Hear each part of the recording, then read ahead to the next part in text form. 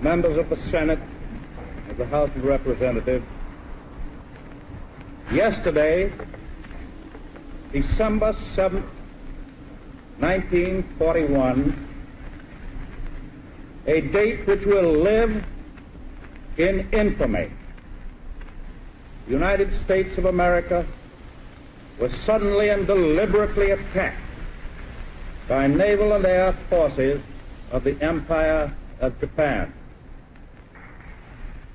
I ask that the Congress declare that since the unprovoked and dastardly attack by Japan, a state of war has existed between the United States and the Japanese Empire.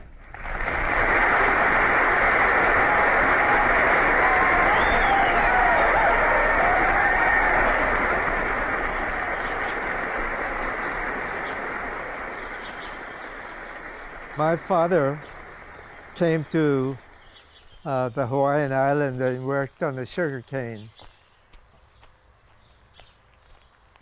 He eventually made his way to California, and he bought some land west of Gridley. During that period of time, there was what they call Asian land law, and Asian couldn't own land and couldn't own business. We had a friend, and we used his name because he was a citizen, and that's how we got around the Asian land law. This was during the Depression time, so it was very difficult. We had a family of 5 boys and 2 girls until we started getting older and contributing to the farm. It was just my father, and it was just work, work, work. And eventually, orchards started to pay off and making some money. We were accepted as a fellow American before the war, and the December 7th, 1941, when Japan bombed the Hawaiian Islands. The next day was Monday. We went into town, and there was something different in town that wasn't there December 6th. If I had a my way, Lord, if I had a my way, I would tie Tokyo down. On February 19th, 1942, the President Franklin Roosevelt signed the Executive Order 9066. This executive order forced all the people that was Japanese ancestry to evacuate from your home. Some places, like if you lived close to the West Coast, you were given just days to pack up and leave. Most people that had homes or businesses, there wasn't enough time to close your business or pack your things.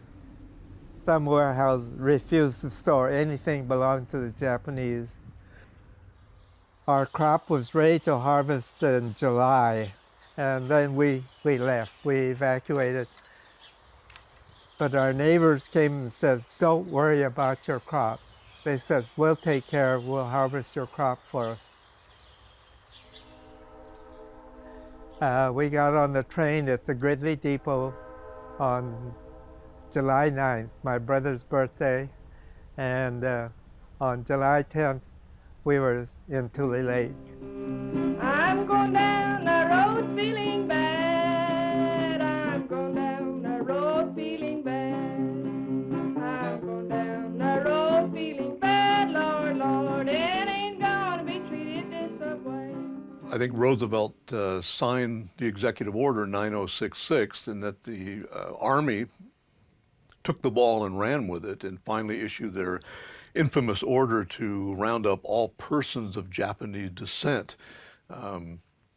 in large response to political pressure coming from white Californians who were overwhelmingly prejudiced against the Japanese and the Japanese Americans, who had been subject to all kinds of racial restrictions and discriminations for years. For them, Pearl Harbor represented an opportunity to take care of the Japanese problem. The Japanese have made good use of the offensive spirit which inspires their people.